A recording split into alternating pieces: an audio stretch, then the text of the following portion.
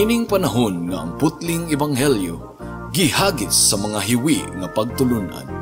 Kinahanglan mo barug ang mga tinunan ni Kristo sa pagpakigbisog sa paglaban sa pagtuo, nga magkausa ug alang sa tanang panahong gihatag sa Dios ngadto sa iyang katawan. Maoy hinungdan nga namugna kining tulumanon ang putling ebanghelyo. 30 minutos nga pagsabwag sa tinuod nga ebanghelyo. Kauban ni Pastor Jeremias Hangad, ang putling ebanghelyo. Tulumanon nga gihatod kaninyo sa Herald of Grace Radio Ministries Philippines. Ang putling ebanghelyo. Ang putling ebanghelyo. Ang putling ebanghelyo.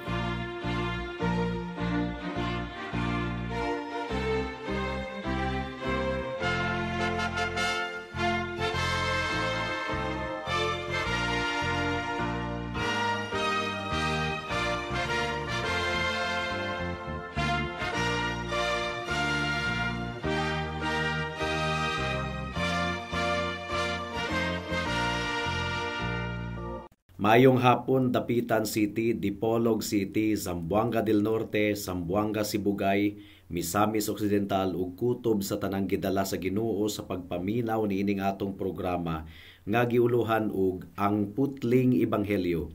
Kini ang inyong igsuon og higala sa kahanginan si Pastor Jeremias Lauri Hangad sa Herald of Grace Radio Ministries Philippines, diniyugan sa iglesia nga nag-sponsor niining atong programa, ang Salitran Covenant Bible Church sa Barangay Salitran, Dakbayan sa Dasmariñas, probinsya sa Cavite. Happy birthday sa akong nanay nga nagsaulo gayod sa iyang adlawng natawhan karong adlaw, October 24, 2020. 70 anyos na si Nanay Kunsing Hangad. Dalaygon kaayo ang atong buhi nga Dios. Ang atong teksto ning takna sa kahaponon makita sa Roma Kapitulo 1, versikulo 16 hangtod sa 18. Ug basin og natingala mo nganong gabalik-balik ta niini nga teksto, gumikan kay daghan kaayo og unod kini nga teksto nga dili nato mapasabot sa usa lamang kapag sibya mga kaigsuonan. All right, Romans chapter 1 verses 16 hangtod sa 18 ang giingon diri. Kay dili ko ikaulaw ang maayong balita, kay kini mao ang gahom sa Dios aron pagluwas sa tanan nga mutuo. Una sa mga Hudiyo, ingon man sa mga dili Hudiyo. Kay gipadayag sa maayong balita ang paagi sa Dios sa paghimong matarong sa tawo, ug kini pinaagi sa pagtuo gikan sa sinugdan hangtod sa katapusan. Sumala sa kasulatan, ang gihimong matarong sa Dios mabuhi pinaagi sa pagtuo. Tungod kay ang tunglo sa Dios gipadayag gikan sa langit batok sa tanang pagkawalay Dios ug pagkadili matarong sa mga katawhan nga gipugngan ang pagkamatarong gumikan sa ilang pagkadautan. So once again mga kaigsuunan, gusto ko lang pahinumduman ang matag-usa sa konteksto niini nga passage. Miingon si Pablo sa bersikulo 16 nga dili kuno niya ikaulaw ang ebanghelyo. Kining bersikulo 16 ug 17 mga kaigsuunan, gidil nato niini ang pinakaimportanteng bahin sa sulat ni Pablo ngadto sa mga taga-Roma. So nakita nato niining duha ka mga bersikulo nga gibatbat ni Pablo ang pinakatema sa tibuok niyang sulat ngadto sa mga taga-Roma. And therefore, importante gayud kaayo nga mahimo kining klaro sa atong kasing-kasing ug hunahuna, mao gani nga nagdugay ta niining duha ka bersikulo sulod na sa 3 ka semana karon mga kaigsuonan. We've been putting it like this. Sa bersikulo 16, gihatag ni Pablo ang katarungan nganong dili niya ikaulaw ang ebanghelyo. Sa bersikulo 17, gihatag niya ang sumpay sa katarungan nganong dili niya ikaulaw ang ebanghelyo. Apan sa bersikulo 17, iyang gihatag ang tema sa ebanghelyo. That is why verse 17 is very critical. Announcement kini nga bersikulo, pagpadayag kini sa pagkamatarong sa Dios nga iyang gihatag nga libre sa tanang mga mutuo ug musalig sa atong Ginoong Hesukristo. Kini nga pagkamatarong nga gikan sa Dios, madawat kini sa mga makasasala pinaagi sa pagtuo. O kini nga ebanghelyo atong nakatunan ni adtong miaging semana nga dili kini bag-o nga ebanghelyo, gipadayag na kini sa daang tugon. Gikutlo ni Pablo ang Habakkuk chapter 2 verse 4. Ang giingon diri, the just shall live by faith. Apan ang mas nindot nga translation mga kaigsuunan, the just by faith shall live, or the righteous by faith shall live. O ang gipakamatarong pinaagi sa pagtuo mabuhi. This is the great proclamation of the gospel. Ug mao kini ang tema sa sulat ni Pablo ngadto sa mga taga-Roma. Ang Dios sa iyang dili masukod nga kaluoy adunay pamaagi sa pagluwas sa mga makasasala.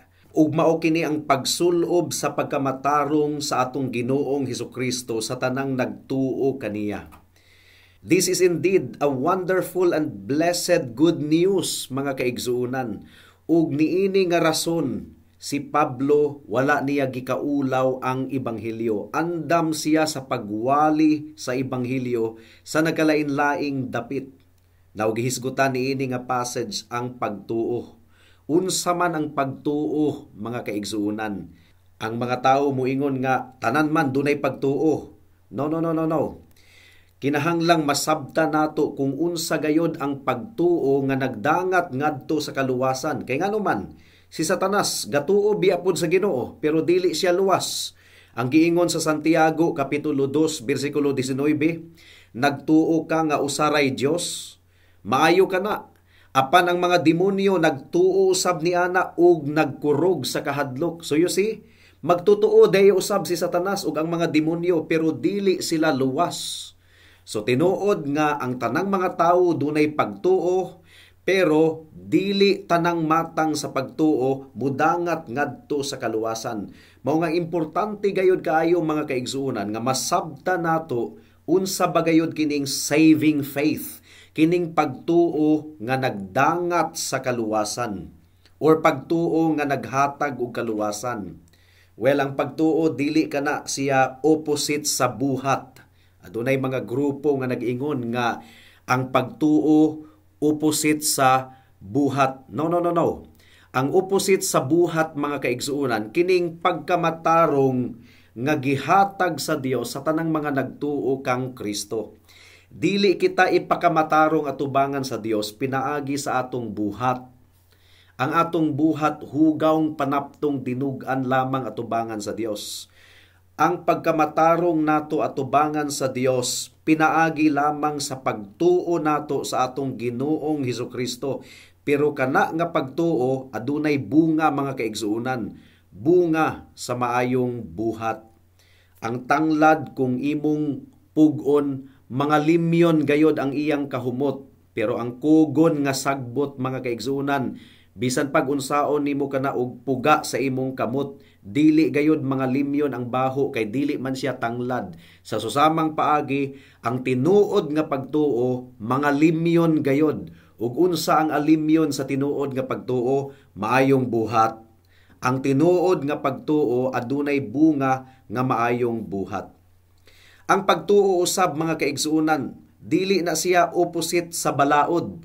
Adunay mga grupo nga nag-ingon nga ang opposite kuno sa balaod mao ang pagtuo. No. Kung kita giluwas sa Ginoo pinaagi sa pagtuo sa atong Ginoong Hesukristo, natuman nato actually ang balaod. Gumikan kay ang requirement sa balaod aron kita maluwas, kinahanglang sundo nato ang balaod 100%. Dili kita makasunod, gumikan kay makasasala kita. Ikaduhang requirement sa balaod sa Dios, kinahanglang mabayra nato ang tanan natong mga kasalanan. Wala kita ikabayad. Si Kristo ang nagbayad didto sa krus sa Kalbaryo. Iya pong gituman ang balaod sa Dios 100%. So kung nagtuo ta kang Kristo, natuman dai nato ang requirement sa balaod. naluwas kita pinaagi sa pagtuo kang Kristo, gumikan kay si Kristo mao ang nagtuman sa gi-require sa balaod alang kanato, kay dili nato kini mabuhat mga kaigsuonan. So ang pagtuo dili kana siya opposite sa balaod. Ang pagtuo kang Kristo mao kana ang katumanan sa balaod. So dunay danger kung dili nato masabtan kining mga butanga mga kaigsuonan, because it will lead us to believism. Adunay mga grupo nga believism, intellectual faith lamang. Wala na'y pagpakabana sa balaod sa atong Dios. Ang giingon ni Pablo sa Roma Kapitulo 3, versikulo 31, ang giingon diri, nagpasabot ba kini nga gisalikway nato ang balaod tungod sa pagtuo? Wala. Gilig-on hinuon nato ang balaod. Nakita ninyo kadto mga kaigsuonan? Wala kuno nato gisalikway ang balaod tungod sa pagtuo. Gilig-on hinuon nato ang balaod. Tungod kay, kung nagtuog, nagsalig kita kang Hesukristo, natuman ni Kristo ang balaod alang kanato, ug mao kana ang nagdangat sa atong kaluwasan. So unsa ang pagtuo mga kaigsuonan?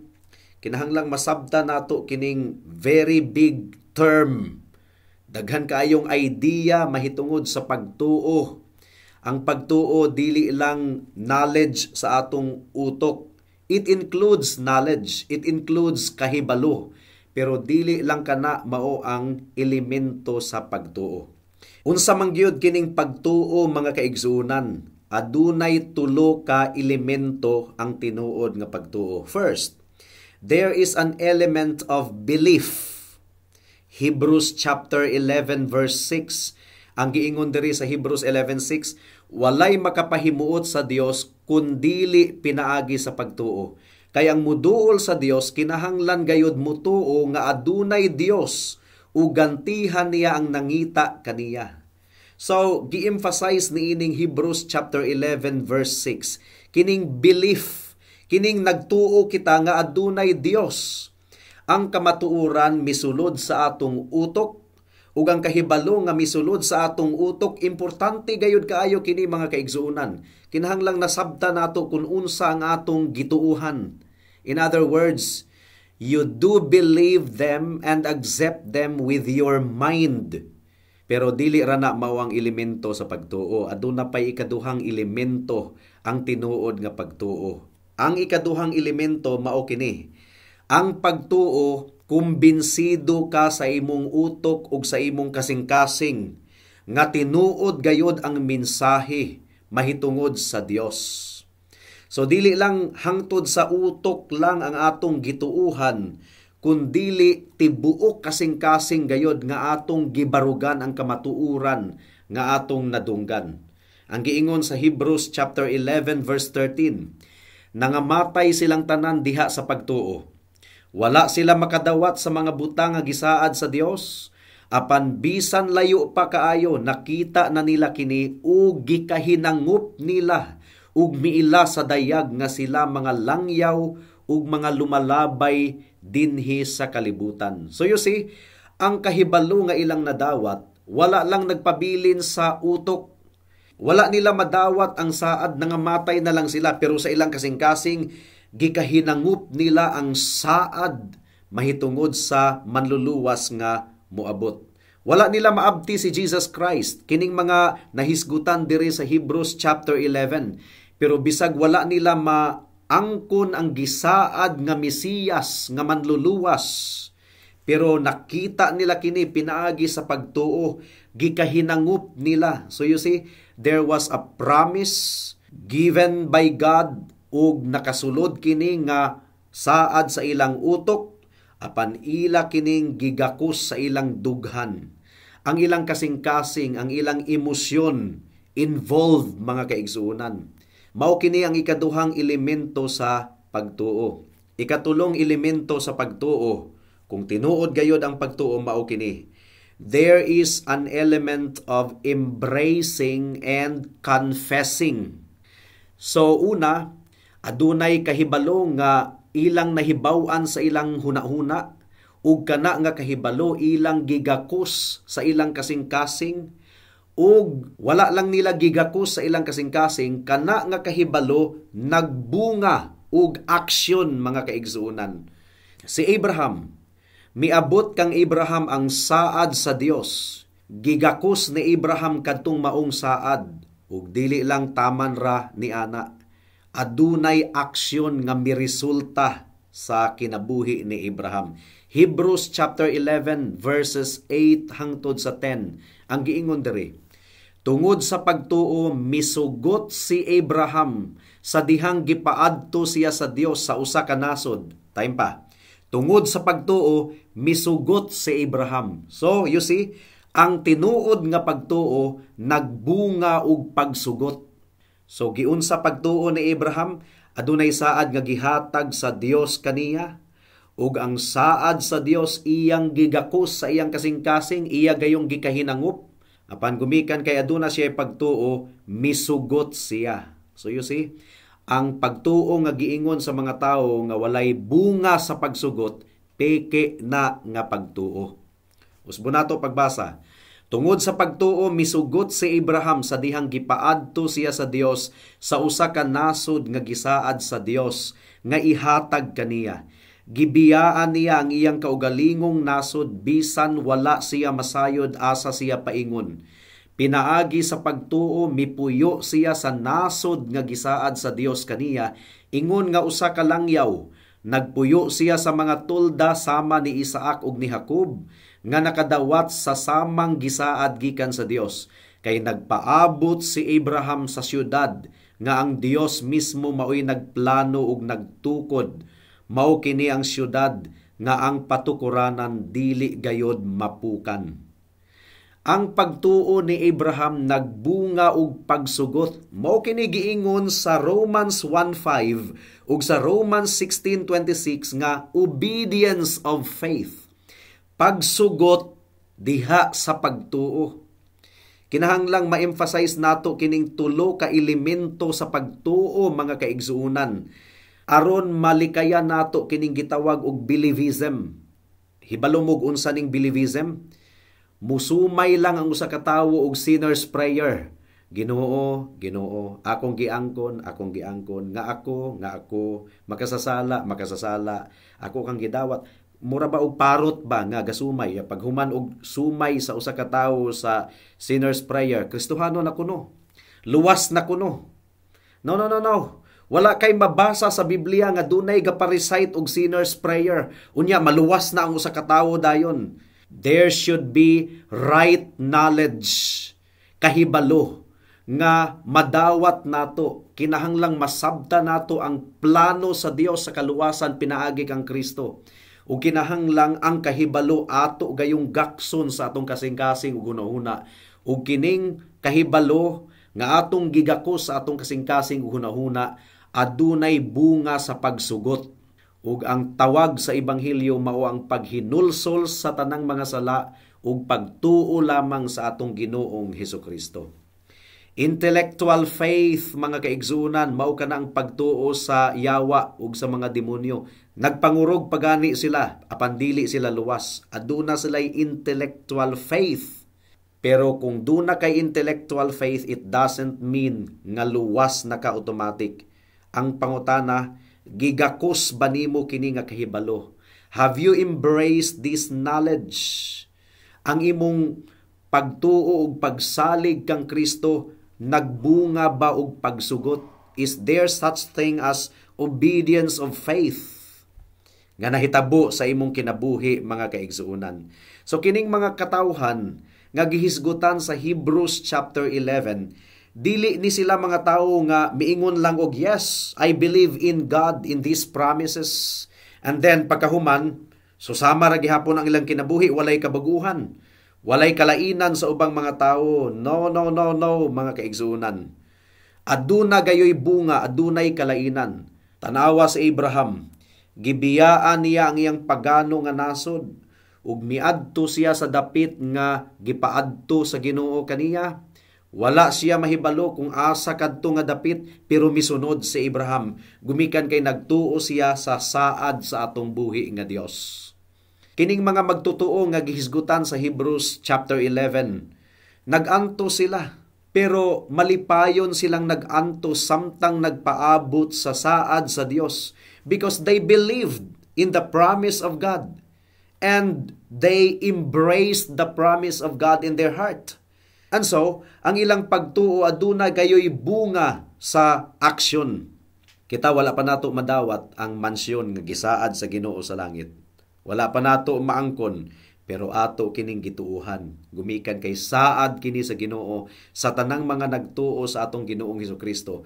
O gumikan kay nagpaabot kita sa katumanan sa saad sa Dios, ang atong pagtuo nagbunga og pagkabalaan. Nagpaabot kita sa saad sa Dios apan giandam nato ang atong kaugalingon, ang tinuod nga mangga mamunga og mangga.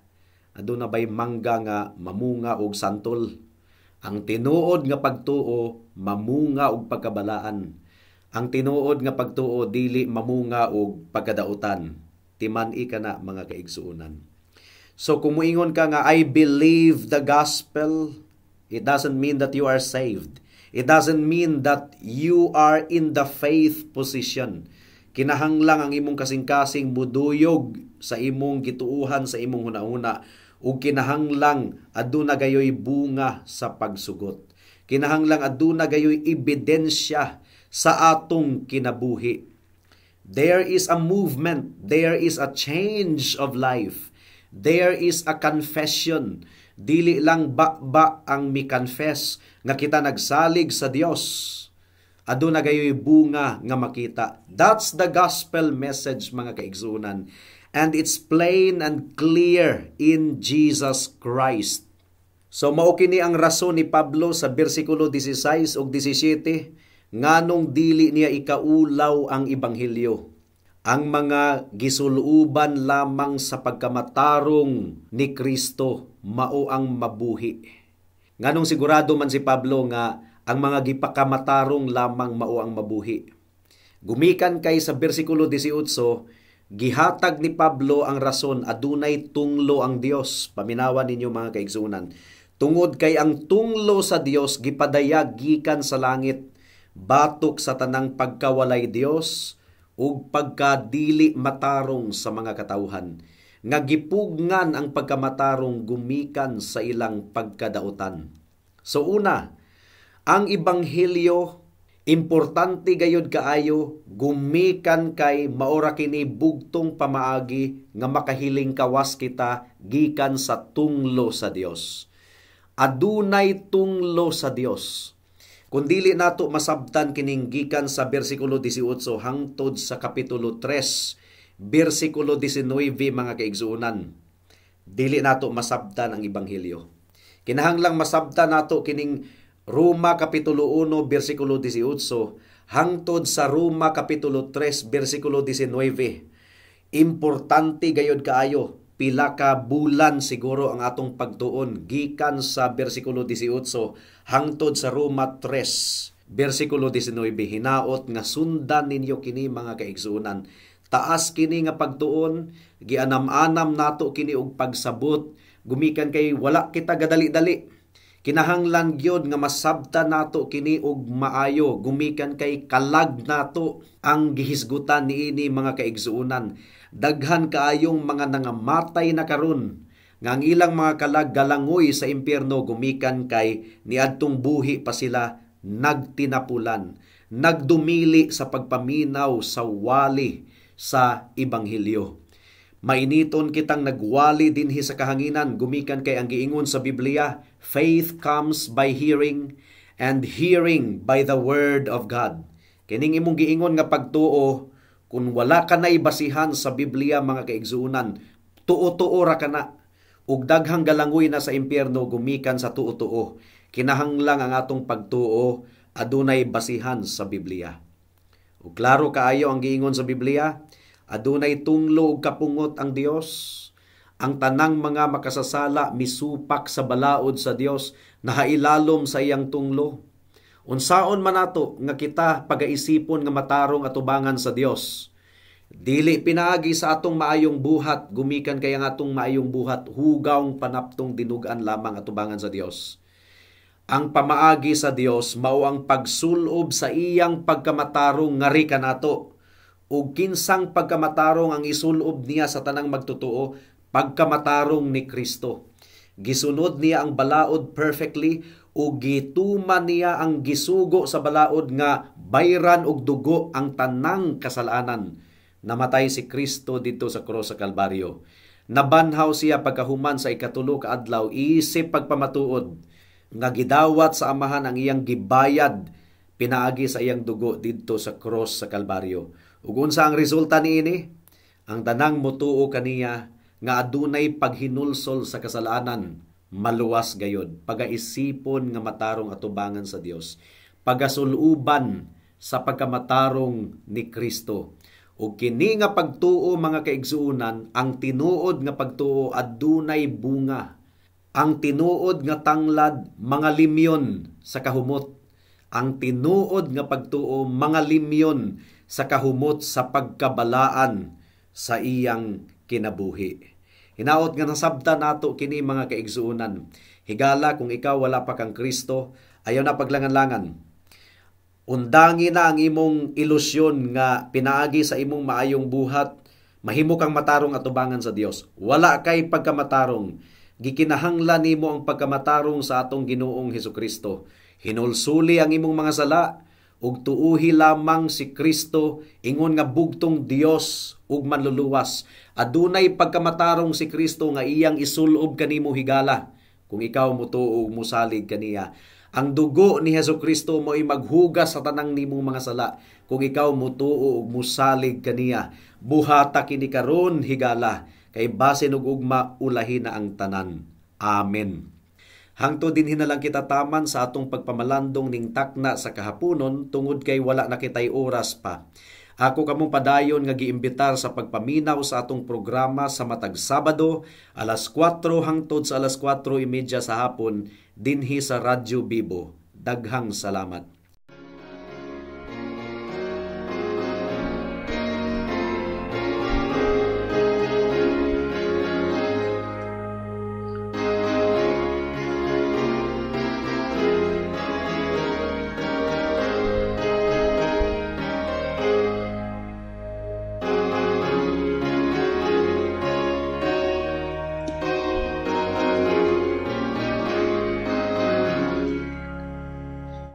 Ang langit nung dapit gibiyaan mo, ug sayo tamianhi ka.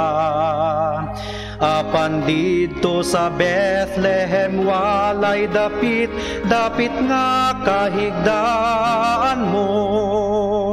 Jesus may dapit ko nimo, ni ani ining dughan ko.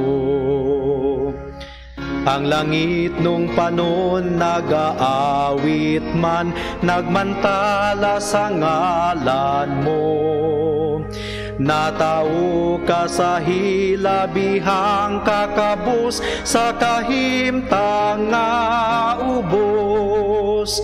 Jesus may dapit ko nimo, ni ani ining dughan ko. Miluog langgam adunay puloy-an sa mga kalasangan. Apan yutang bantok ang gihigdaan mo sa disyerto sa Galilee. Jesus may dapit ko nimo, ni ani ining dughan ko. Buhing pulong ikaw nga mianhiman, paglukat sa katawhan mo. Ilang gikoronahan ikaw ug tunok, sa Kalbaryo nagantos ka. Jesus may dapit ko nimo, ni ani ining dughan ko. Ang langit nung dapit pagabuksan man, sa pagbalik mo Ginoo. ug madunggan ko unyang mga pulong mo, sa tupad ko may dapit ka, ug ang dughan ko may kalipay sa pagbalik mo, O Jesus. Amen.